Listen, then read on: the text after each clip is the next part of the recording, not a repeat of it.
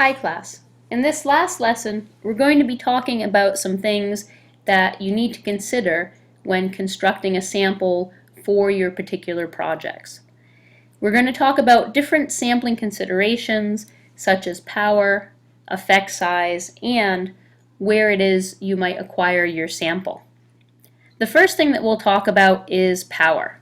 And power can mean a lot of different things to a lot of different people. Does power mean superpowers, a magic lasso, magic bullet deflecting cuffs, and super strength?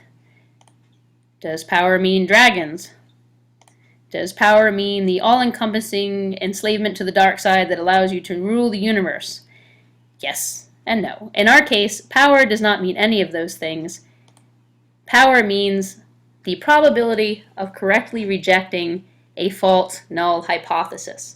If the null is in fact false, that there is nothing special or that there is something special going on, and you want to be able to reject the null and retain the alternative research hypothesis, what is your power to be able to do so, to say I am correctly rejecting the null?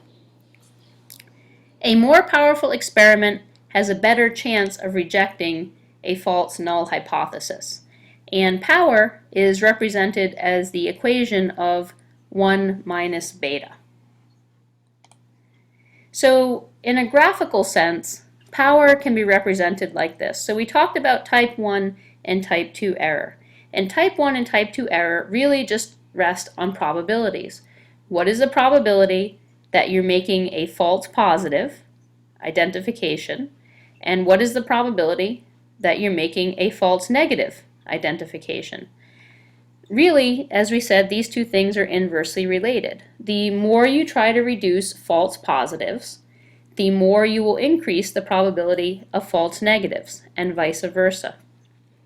So if we have the null, and the rejection of the null lies in these sort of outer areas here in the tails, power is really just our ability to be able to reject the null and say we had enough ability to detect a difference if it really was there. So power, 1 minus beta, lies in this area, that we can say with some probability that we have correctly rejected the null, that all of this area here was able to be detected. Some factors that influence power are 1, the significance of alpha.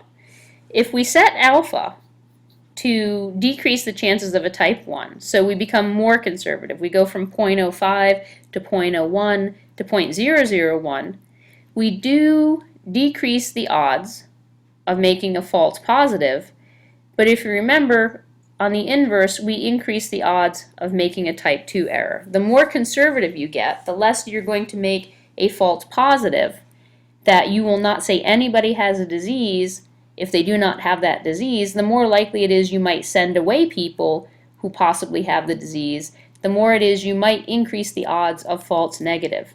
So while toying around with the alpha level could influence power, we tend not to do that. We tend to leave it alone and leave it at that 0.05 level.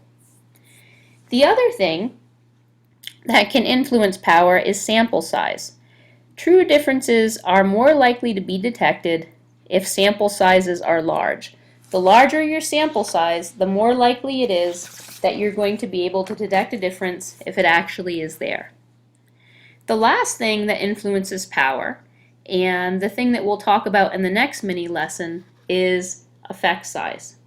An effect size is essentially just a qualitative measure of the strength of some phenomenon.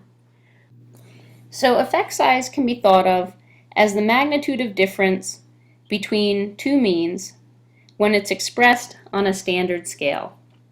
So basically, much like we learned with standard deviation, when you standardize something and express it on a standardized scale, you can compare things as apples and apples or oranges and oranges.